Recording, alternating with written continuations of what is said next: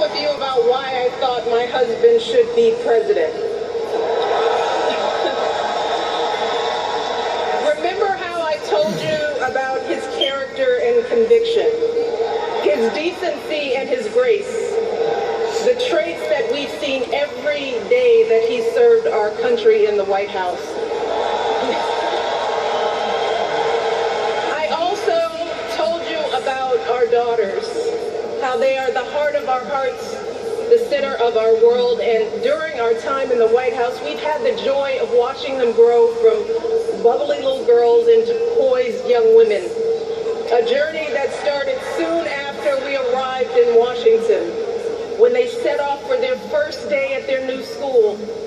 I will never forget that winter morning as I watched our girls, just 7 and 10 years old, pile into those black SUVs with all those big men with guns. And I saw their little faces pressed up against the window, and the only thing I could think was, what have we done? See, because at that moment, I realized that our time in the White House would form the foundation for who they would become. And how well we managed this experience could truly make or break them.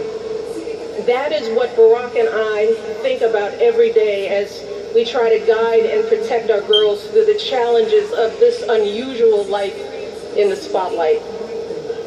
How we urge them to ignore those who question their father's citizenship or faith.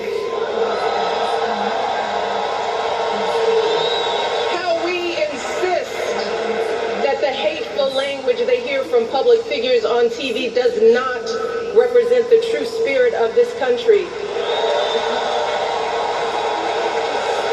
How we explain that when someone is cruel or acts like a bully, you don't stoop to their level.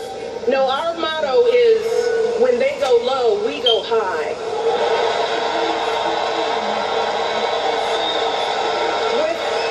With every word we utter, with every action we take, we know our kids are watching us. We as parents are their most important role models.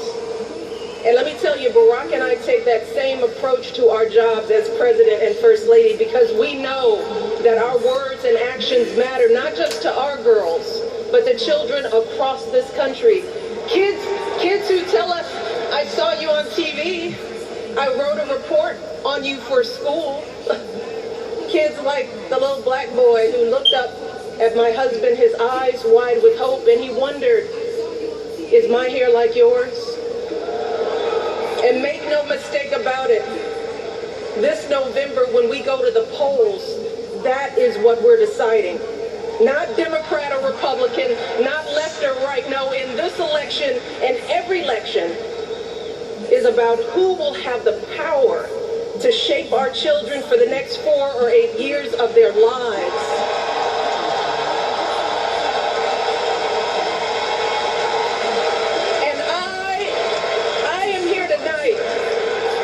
Because in this election, there is only one person who I trust with that responsibility.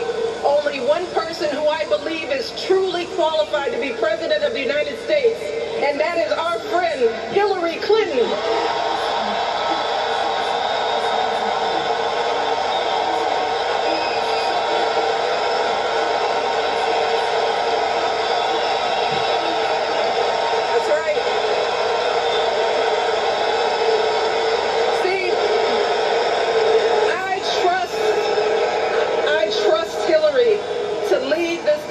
Because I've seen her lifelong devotion to our nation's children. Not just her own daughter, who she has raised to perfection, but every child who needs a champion. Kids who take the long way to school to avoid the gangs. Kids who wonder how they'll ever afford college. Kids whose parents don't speak a word of English but dream of a better life. Kids who look to us to determine who and what they can be. You see, Hillary has spent decades doing the relentless, thankless work to actually make a difference in their lives. Advocating for kids with disabilities as a young lawyer, fighting for children's health care as First Lady, and for quality child care in the Senate. And when she didn't win the nomination 8 years ago, she didn't get angry or disillusioned.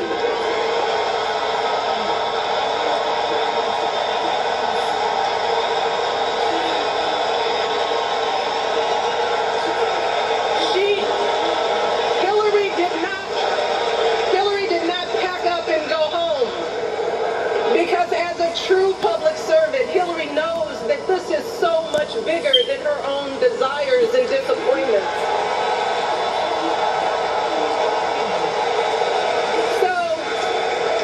She proudly stepped up to serve our country once again as Secretary of State, traveling the globe to keep our kids safe.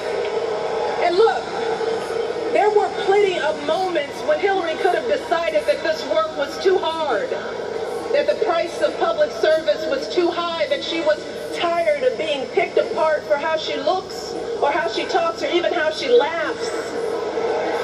But here's the thing.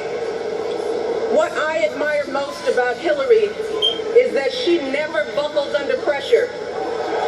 She never takes the easy way out. And Hillary Clinton has never quit on anything in her life.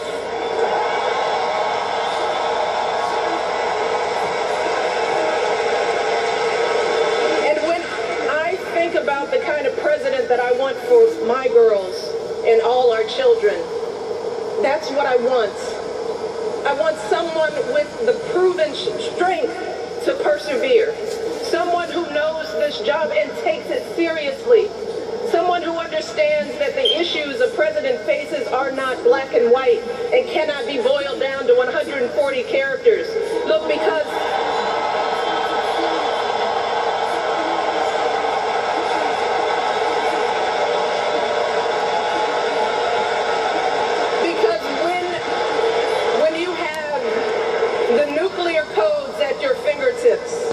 and the military in your command, you can't make snap decisions.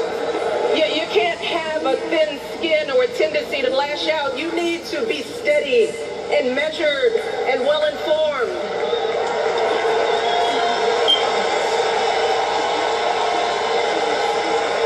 I want a president with a record of public service, someone whose life's work shows our children that we don't chase fame and fortune for ourselves. We fight to give everyone a chance to succeed. And we give back even when we're struggling ourselves, because we know that there is always someone worse off. And there, but for the grace of God, go I. I want a president who will teach our children that everyone in this country matters. A president who truly believes in the vision that our founders put forth all those years ago, that we are all created equal, each a beloved part of the great American story. And when crisis hits, we don't turn against each other. No, we listen to each other. We lean on each other, because we are always stronger together. That's right.